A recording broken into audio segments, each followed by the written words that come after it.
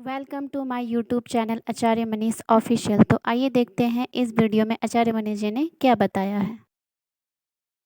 हमारी वही किडनी जो पूरी सिकुड़ जाती है या कम काम करती है, वो किडनी दोबारा चल पड़ती है, लेकिन उसके लिए एक चीज चाहिए, इच्छा शक्ति। ये गुड़िया हमारे साथ है जिसका कि डायलिसिस चलता है। अभी आपके सामने देखो, गले पे सेंट्रल लगी हुई है। बेटा यहाँ पे आए कितने दिन हुए आपको? अभी मुझे 9 डेज हो गए हैं। 9 डेज में क्या क्या फर्क पड़ा आपको, ये बताओ। अभी मुझे नौशिया नहीं होता है। जिस मैं यहाँ पे आई थी तो मैं खाना और मेडिसिन खाते मुझे वॉमिटिंग हो जाती है। मतलब खाना खाते भी और मेडिसिन खाते भी आपको वॉमिट हो जाती थी, और उसके अलावा मैं एंकल्स पे काफी पेन था, मतलब एड़ियों में दर्द था। हाँ जी।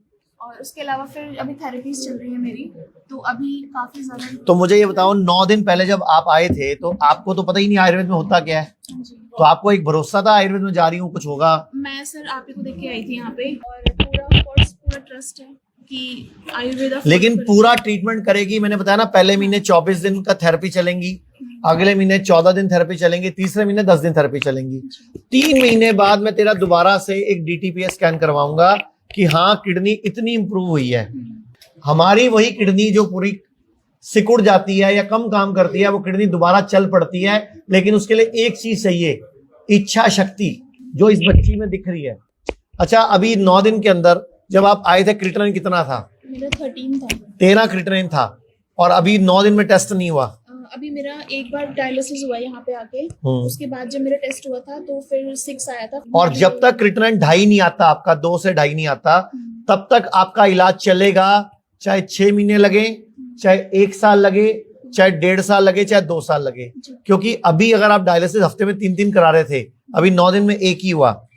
आपका अगर ट्रांसप्लांट फेल हो गया फिर तो जिंदगी खत्म है। लोग कहते हैं आयुर्वेद गंभीर बीमारियों का इलाज नहीं कर सकता, लेकिन अगर पूरे भारत में कोई गंभीर बीमारी से परेशान है तो आयुर्वेद को ट्राई करने तो आ सकते हो ना, पंचकर्मा करा सकते हो, नुकसान तो कुछ होगा नहीं, लेकिन बॉडी हील कर गई तो जिंदगी आपकी बन जाएगी। और सभी प्रकार के हेल्थ इंश्योरेंस हमारे 120 सेंटरों पर चलते हैं। क्या आपने कभी सोचा है कि हजारों साल पुरानी भारतीय चिकित्सा पद्धति आज के समय में भी उतनी ही प्रासंगिक क्यों है? जी हाँ, हम बात कर रहे हैं आयुर्वेद की। आयुर्वेद केवल इलाज नहीं, बल्कि यह एक जीवन जीने की कला है जो आपको हमेशा स्वस्थ और निरोगी रखती है। आज की भागदौड़ भरी ज़िंदगी में जहां हम सेहत से समझौता कर बैठते हैं, वहां सिर्फ 5 मिनट का आयुर्वेद आपके जीवन में बड़ा बदलाव ला सकता है। आयुर्वेद सिर्फ एक चिकित्सा नहीं, बल्कि जीवन जीने की एक कला है जो हमें प्रकृति के करीब लाती है। आइए जानते हैं कि हम कैसे अपने दिन की शुरुआत आयुर्वेद के साथ कर सकते हैं। आयुर्वेद के अनुसार हमारा शरीर और पूरा ब्रह्मांड 5 तत्वों से मिलकर बना है: आकाश, वायु, अग्नि, जल और पृथ्वी। ये 5 तत्व मिलकर शरीर में 3 मुख्य ऊर्जाएं या दोष बनाते हैं: वात, पित्त और कफ। संस्कृत में आयु का अर्थ है जीवन और वेद का अर्थ है ज्ञान, यानी आयुर्वेद का अर्थ जीवन का विज्ञान। यह लगभग 5000 साल पुरानी एक प्राकृतिक चिकित्सा पद्धति है। यह इस सिद्धांत पर काम करती है कि हमारा शरीर, मन और आत्मा आपस में गहराई से जुड़े हुए हैं। यह सिर्फ बीमारियों को ठीक नहीं करती, बल्कि उन्हें जड़ से ख़त्म करने और हमारी जीवन शैली को सुधारने पर जोर देती है। आयुर्वेद में कहा गया है कि भोजन ही दवा है। यहाँ हर व्यक्ति की प्रकृति, वात, पित्त या कफ के अनुसार खान पीना तय होता है। ताज़ा, मौसमी और आसानी से पचने वाला आहार ही सबसे उत्तम आहार माना जाता है। आयुर्वेद का सीधा नियम है: स्वस्थ शरीर, साफ पेट। अगर आपका पेट साफ नहीं है तो आप 103 तरह की बीमारियों के शिकार हो सकते हैं। इसके लिए अपने आहार में फाइबर शामिल जरूर करें। सुबह उठते ही सबसे पहला काम करें, बिना कुल्ला, बिना ब्रश किए हुए गुनगुना पानी का सेवन करें।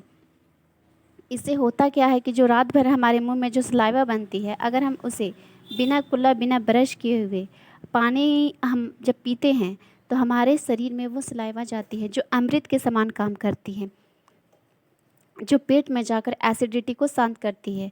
आयुर्वेद हमेशा गुनगुने या ताज़े पानी की सलाह देता है।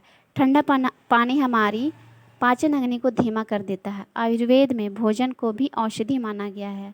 अपने मुख्य भोजन में सभी स्वादों का शामिल करने का प्रयास करें। रात का खाना हमेशा हल्का होना चाहिए और सोने से कम 2 से 3 घंटे पहले खा लेना चाहिए।